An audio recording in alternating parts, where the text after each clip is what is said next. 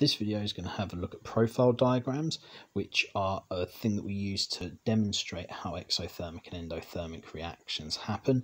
And we're just going to have a look at the differences and where the values come from and how to label them and how to go about approaching them. Now, this is a profile diagram for an exothermic reaction.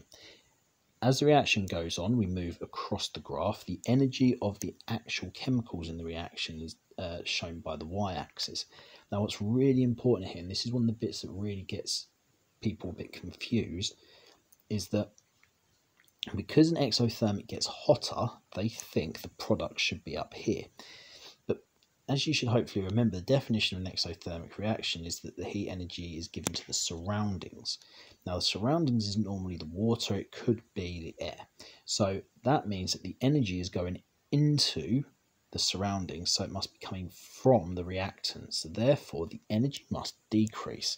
However, this is not how the reaction actually happens. There is a process by which those chemicals react, and that involves bonds breaking, okay, in which energy has to be put into the reactants, and then bonds being made, which therefore gives out that energy to the surroundings. Now, the difference between the two, that's the amount of energy change, and that's the amount of energy that's going to go into the surroundings. So this energy here, in fact, let's label it in green, because I've already labelled the reactants and product, is called our delta H. It's our energy change.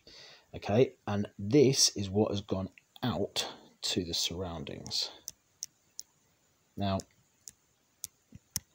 therefore, the actual system, the reactants and the products, the energy's gone down. The reason the chemical, it always goes up, however, and that's the really tricky bit, the reason we always rise and then drop is because in order for a reaction to occur, you must put energy in first to break the bonds. And that amount of energy is called the activation energy. And they've started wanting this represented at GCSE like this, with a dotted line just below the P called the activation energy. Now, that's one way of representing it. However, what we tend to represent it with is the height of that, that's a little bit short, the height of that rise, so from the reactants to the highest point. That would be called my activation energy. And when you look at catalysts, that becomes quite important, because actually this gets a bit lower. This is the way an exothermic graph would look. If you're asked to label it, you must put the chemicals in, not just write reactants and products. You actually put the chemicals that are the reactants and the products. Let's try and apply this to an endothermic graph and use the same ideas. So there are my reactants, there's my products. Same thing, my bonds have to be broken before they are made. It's a little bit like Lego. If I want to change one bit of Lego, one Lego object, let's say a house, into a car, I have to take the bricks apart before I put them back together, and it's the same with chemicals. Again, my delta H, my energy change, is this. It's a little bit inaccurate, but that's just drawing it on the tablet. Now, this energy has to come in from the surroundings.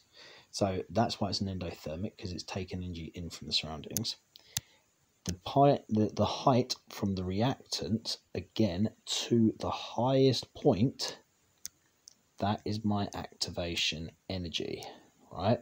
So sometimes people make the mistake, because they're used to the exothermic graph and they do the activation energy from there. It's not, it's from the reactant to the highest point.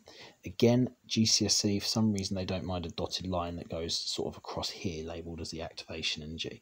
But you should really go from the reactants to the highest point.